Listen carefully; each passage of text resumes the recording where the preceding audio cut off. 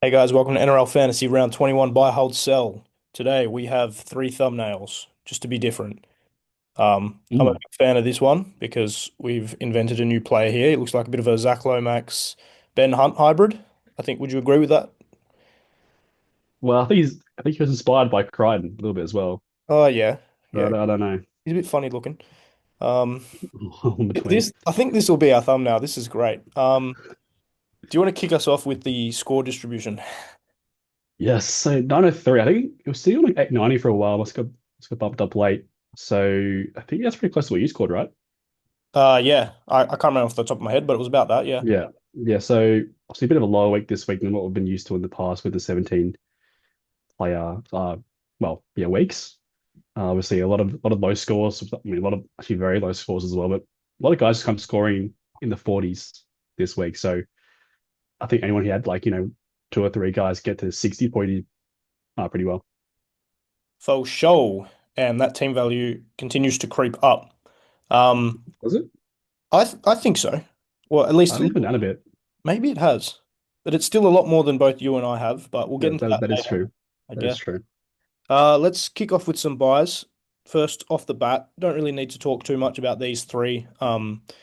They're must-haves at some point in the year. I think maybe a bit of a struggle getting all three of them, but my main focus for this week, because I haven't had him for the last few weeks, is Nathan Cleary. And then, yeah, do you want to add to that? I don't feel like there's much to add. No, no. I guess quickly, if you own none of them, how would you rank them as priorities? Um, I already have Yo. If I had none of them, I think I'd get Nathan Cleary in. I think Payne Haas, there's still always concerns of him with his back issues. I think Yo's break even isn't too unreachable, and Haas would get more points. So I think Nathan Cleary is the main focus this week. Yeah, Do you yeah. agree? No, I agree. Yeah, definitely. I think it's like there was someone pointing out like a few weeks ago that after round three with this HIA, he's had the highest average in the game. So, oh, actually maybe May's high again now, but like he's neck and neck with May since that HIA. So super important to have great run home as well. And I think, yeah, clearly like the best player in fantasy at the moment, I think. For sure, for sure. And possibly a captaincy option this week. Um, Yes. Moving on to another important buyer this week, just because of Herbie's off due to the bye. So centers are a bit of a tough position, but you and I are very happy this week because we got Tommy Turbo with the center duel, which solves a lot of problems probably for a lot of teams as well. But just positional wise, Beau Fermor is one of the important buys. He didn't do well last week. He got around 20, I believe it was. Let's have a look. Um, 29. Hmm. 29, which was a bit shocking. His break even isn't too bad this week though. Are I you think looking? that's wrong, isn't it? Oh, maybe I'll double check, but Yeah. tell me, are you looking to get Fermor in this week? I think he put through his break even 70 from the app. And so I actually think just with my team and the amount of money I have at the moment, I might wait a week. I know people say like break evens aren't that important this time of the year, but obviously when you kind of squeeze so much value to your squad, ultimately like a 20-30K swing can be pretty important to bringing these guys in. So not Yeah, too sure yet, but yeah, his break even is 70, so you definitely can wait. And with Turbo getting center, he becomes less important. I think a lot of people, you need to either have Herbie or Fermor. I think you need one or the other, especially if you have Carraz or not. Because center's a bit of a tough position. There's not too many people that I'd be happy to put in there every week consistently. yeah, definitely. Hudson And yeah, Young, Hudson Young, your guy my guy. apparently. Are you interested in him either? I've got Hoskins, so it doesn't make a lot of sense to me Yeah. to do I, it. I sold Hosking as soon as he started doing well, as it is. But yeah, I need an edge this week. Well, I don't need an edge since Turbo's changed, but one of the positions that I do need to fill is the edge. I only really have Preston otherwise. And in my opinion, Hudson Young's probably the best second rower at the moment. What's his average looking like for this year? Let's have a quick look. It's in the 60s, I believe. It could be over 61, over 60s, yeah. which is crazy. But I think the main concern for me is if I do bring in Hudson, it makes it very hard for me to get Payne Haas. So I need to sort of make this decision now.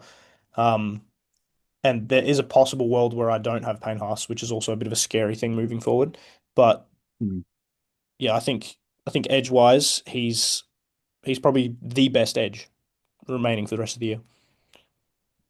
Oh yeah, but I mean, more than likely he's been first the whole year, but also people which haven't really talked about him because of his because of origin and that sort of thing. So it's tough. I mean, you could probably argue that someone like Crichton has a bit more value at the edge spot, but I also don't know how much I actually like Crichton as a fantasy option this year, and I think he's on our list for later on, but there's some hard matchups coming up. So I don't know. Yeah, it is tough to miss out on Haas. I think it's one of those things where I just kind of, I was kind of like considering like not buying him for a few weeks, but then it's just like, do you risk, not having like you know, arguably like the highest upside player in fantasy? So Yeah, it's tough. yeah. I think the important thing with Hudson is that he's a bit of a pod. So especially this Mm, time of year, you probably want to be going against the crowd a little bit if you want to be making ranks. He has a bye, which is a bit impactful, especially because we have Fogarty and then other people have Hosking, Tarpanay as well, so it makes it a bit difficult. But otherwise, the schedule is actually looking pretty good. And he is a known try scorer this year. He's averaging almost a try a game, which is pretty crazy for a second rower. A lot of doubles. I think he broke a record or something for most consecutive doubles from a second rower ever. So um, he's your offensive guy. I think I favor him over Eli Katoa, but he's also Eli Katoa, not someone on our buy list, but also someone who fills a similar role. yep. Yeah, but also just on Crichton, I still think good value. Obviously 52 on the weekend with the tries is a bit of a concern, but it also just wasn't that good of a game for the Roosters, and they I think like all their plays sort of didn't score that well. So not sure how much you want to look into that. Um, that's that line. But yeah, it does play Melbourne twice, plays Canterbury. It's not the best schedule, and has the potential to get rested as well, maybe last round or so, depending on how they're going. So I don't know. I sort of mind it, and again, obviously a lot cheaper than everyone else. But I think Preston's like only 60K more now as well. So I don't know how you see that sort of value. Yeah. Um, I think the main thing people are seeing is that 2024, he just had a massive stretch there Yeah, his first few weeks, and I think people are clinging to that a little bit. The main reason for me is he's a cash down option. He doesn't have another buy, and now that the Roosters, they're still not in the eight, so I think out of a lot of teams, there's a good chance that he doesn't get rested, or at least reduce minutes being rested. I think we'll find that in the last game, last round of the season, there will be a bit of chaos going on. I think a lot of Penrith players, a lot of Storm Bulldogs might be taking breaks. Um, so I think it's relatively safe. But the only reason I have him here basically is because he is that lower cash option. Um, and it might just be the way I have to go moving forward. But definitely would rather someone like Hudson. yeah, that's fair enough. Hockey Galvin, are you bringing in Galvin this week, or is something on your mind?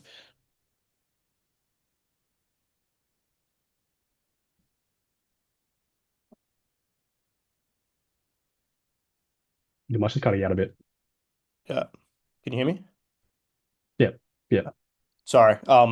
Yeah, are you bringing in Galvin this week?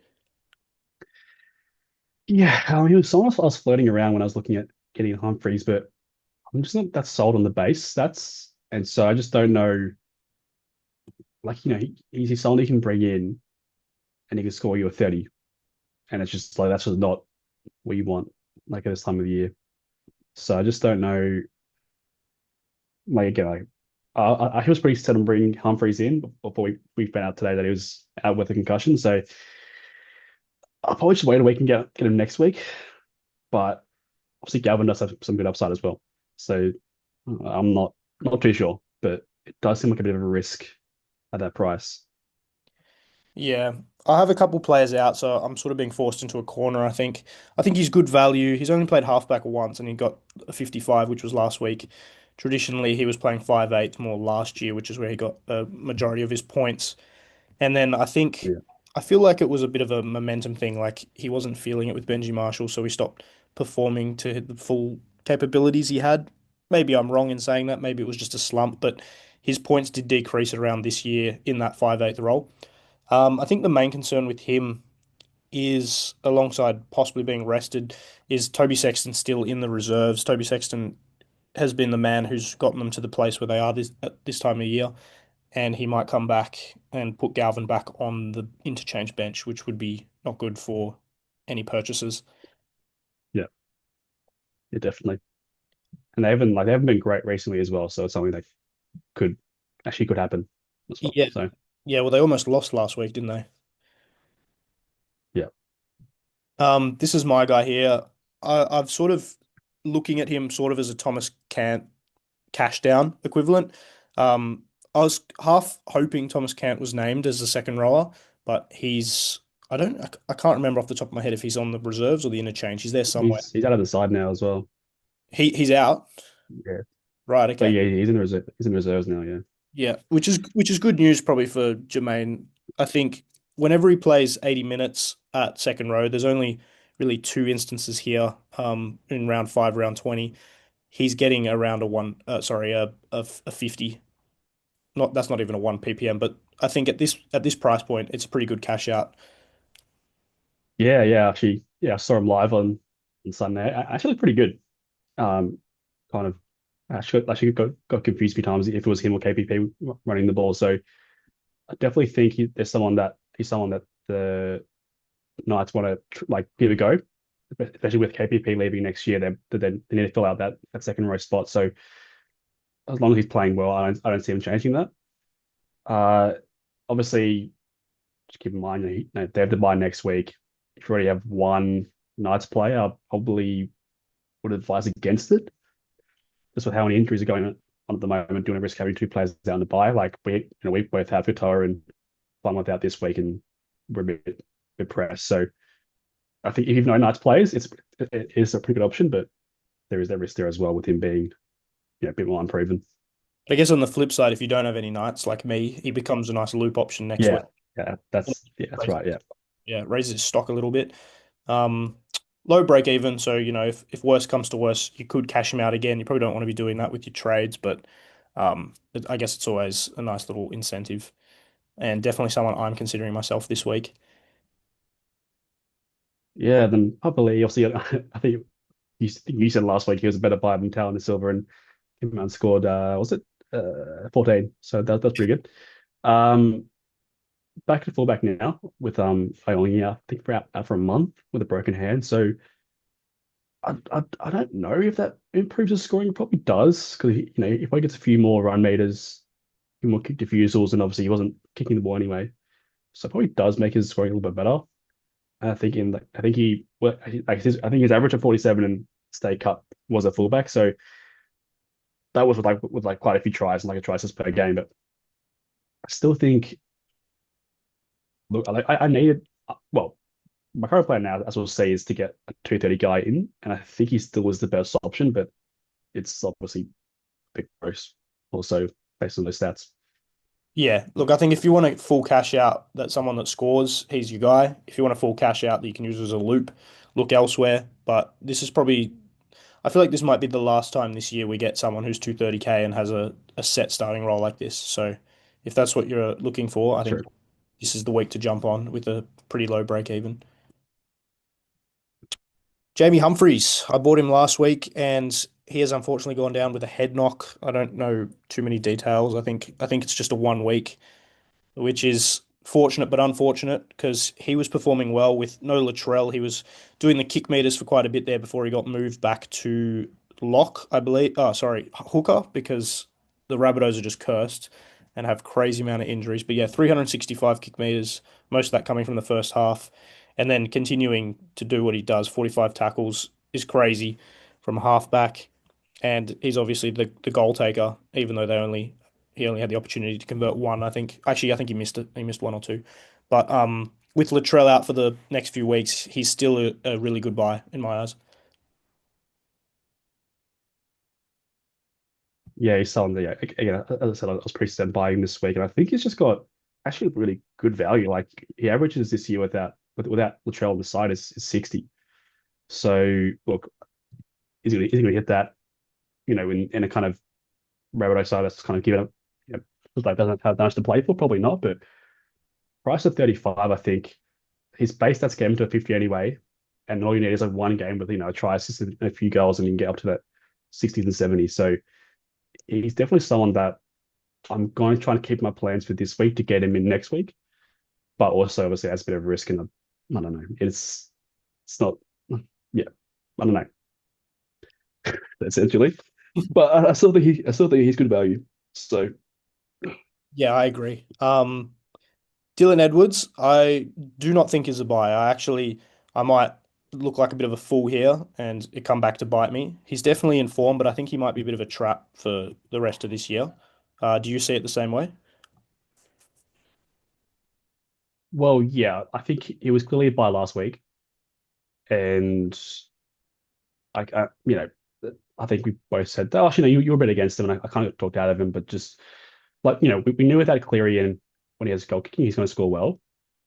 But obviously, at 101, I mean, it's two tries, try assist. Like, yeah, it's obviously a great game, but I think, he's priced at 40, 60. He probably averages that the rest of the year, probably, right? So Yeah. that's fine, but I wouldn't be rushing out. I think there are a lot of other players out there that are more important to get into your side. Yeah, for sure. This could come back to bite us, but seriously, like, there's a couple games in the middle here where he was getting, average to good scores, and I don't think it's worth putting that much money into it. Um, Especially if anyone's considering getting Latrell later, which I don't know at this stage if that's going to happen or not, but there's definitely other wing fullback options that are more important, like um, Jaden Campbell. We have Tommy Turbo here. I also don't have him as a buy, just putting him here to outline the wing fullback center duel. I might be moving off him soon, if anything. I think he's been on a good streak. I don't know how long he can keep it up. Do you think this is just a temporary phase, or do you think he'll speed through with like a 60 average? Actually, like, it's like, obviously, yeah, I'm not saying he's a buy, but like what he's doing at Sando is pretty incredible. And just like, as you see, like last 3 weeks, 4 missed tackles and all that time. And what's that, about 70 tackles made? So it's, yeah, his defense has been incredible, and he gets that opportunity to just like roam on offense. So it's like, yeah, as much as like I don't I, we can't say he's a buy, like he's playing really well. And so I definitely see him keeping it up, especially, well, Canterbury's the top, but like Roosters, Tigers, Dolphins, St. George in there as well. Like, I don't see why he can't continue these same sort of numbers. Oh yeah. Look, I'm not complaining. I'm very happy. And I'll Yeah. continue riding the points in the cash wave. But I think for me, I think it'll be more important possibly using his cash to get to someone, maybe like a Payne Haas or a Latrell later. But if he keeps going, getting 60 every week, definitely he's not going to be leaving my side. Yeah. Um, Well, actually, I think Latrell's out for the year, but oh, is he? Okay, I thought it was 4 weeks, pretty but sure. okay, that's good to know. Um, Also not a buy, but I just wanted to point out Nico Hines, low break even, bit of a pod option, maybe anti-Cleary option. But also I'm a big fan of their schedule. They got the Rabbits, Cowboys, Tigers, Gold Coast, Newcastle, and then a bit of a tough one at the end there. But that's a big stretch, especially the Rabbitohs this week, where he could go crazy with points. He looks like he's got his confidence back a bit. I actually see this as, a bit of an exciting move if you can't get to someone like Cleary.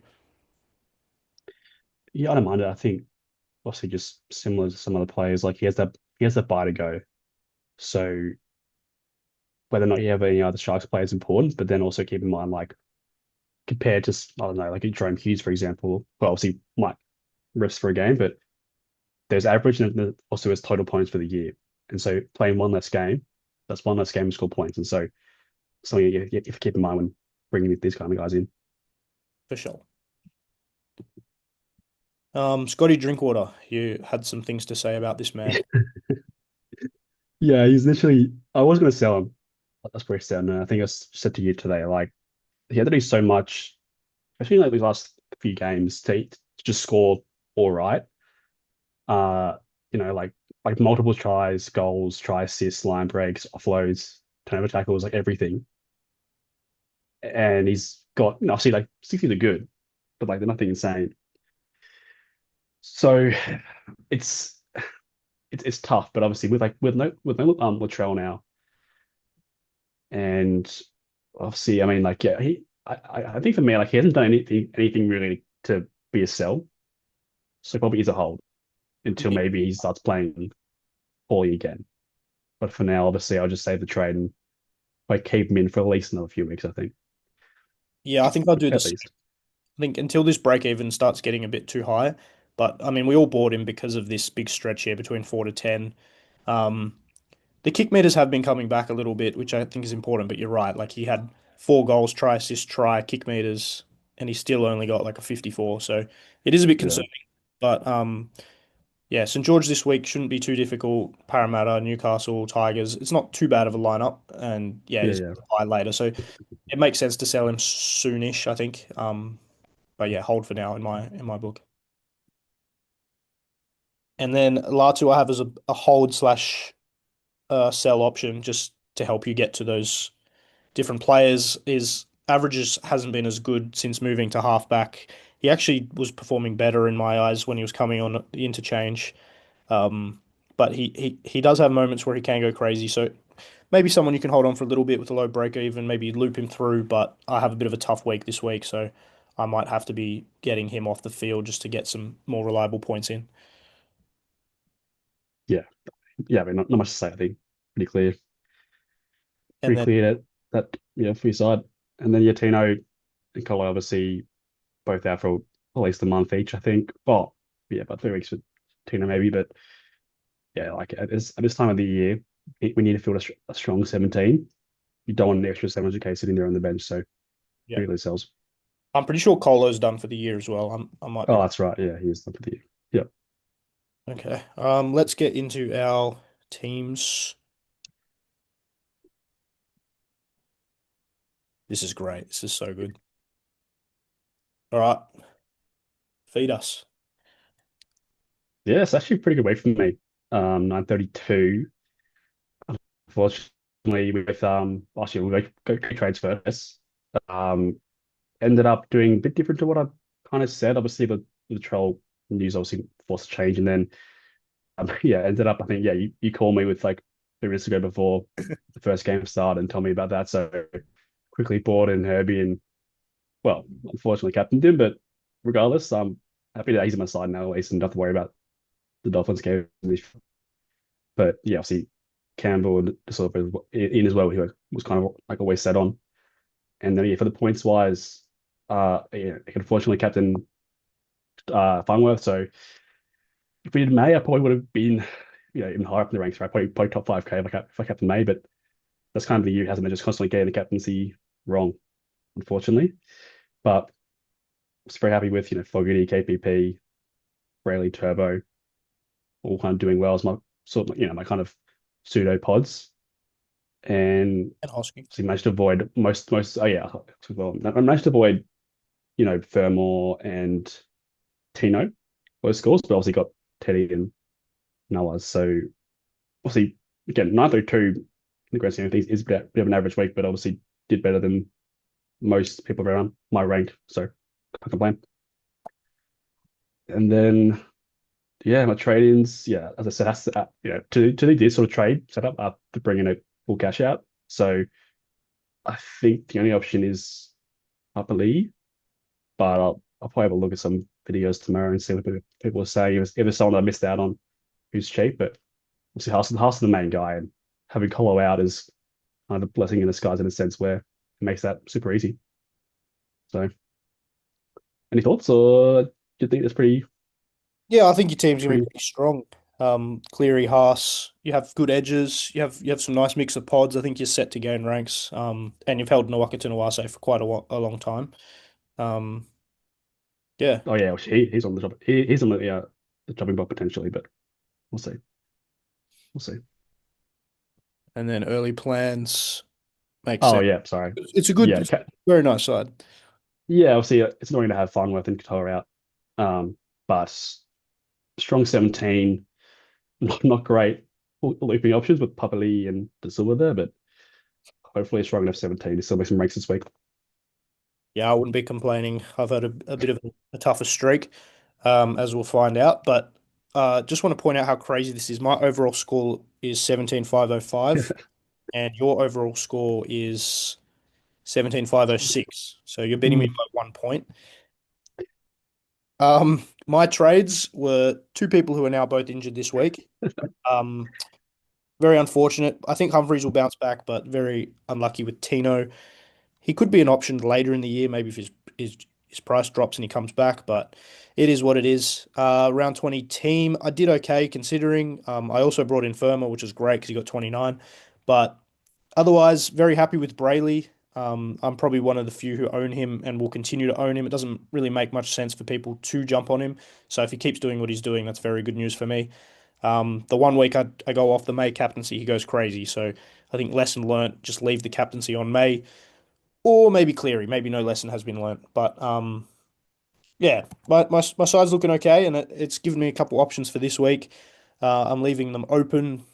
For sure, I'm trading out these two on the top left, Tino and Koloamatangi, and I definitely want Cleary in. And then I'll decide, I think, out of these five on the bottom as to who I'm bringing in. A bit tight on cash. Yeah, as I went over, I do want Hudson Young and Edge, but then makes it hard to get Haas. But my current plan, or what I have in the app right now, is I've gone Crichton and Galvin just for depth because I have four outs. So even if I triple trade, which is the max I can do, I have to play Talon de Silva, which isn't good news. So sort of been forced into a corner for points this week. But I think depth wise, Angus Crichton and Galvin are probably good, and hopefully I can use someone later as a cash out option to help me get to some of those other bigger players. Um, what are your thoughts? Yeah, yeah. I mean, it's tough, and I think like it's kind of why I wanted to trade out someone like IOLE this week just to get someone else in because it's a bit of a useless loop at the moment with how early the Roosters play, and it doesn't give you like a ton of flexibility in your side. But yeah, I mean, I see when it comes down to it, you have to make trades to get a strong 17. Like, there's no point trying to save trades now for the sake of it. Like, you know, you don't want to play a man down. Yeah, obviously, don't want to play someone like De Silva, but it could be all right potentially. So, Yeah. Yeah, I could bite the bullet and take I guess, a lower value team just to get Haas in. Maybe it'll most likely lead to lower score, but you never know. Someone like Talon Silva and Fainu, if I don't trade him out, could come in and get me, 50s or 60s. So lots to think about, but of the players on the screen, definitely going to move in that direction, I think. mm, That's all we have time for. If you guys are thinking of some trades, let us know. We'll get back with our opinions and best of luck. yeah, those guys.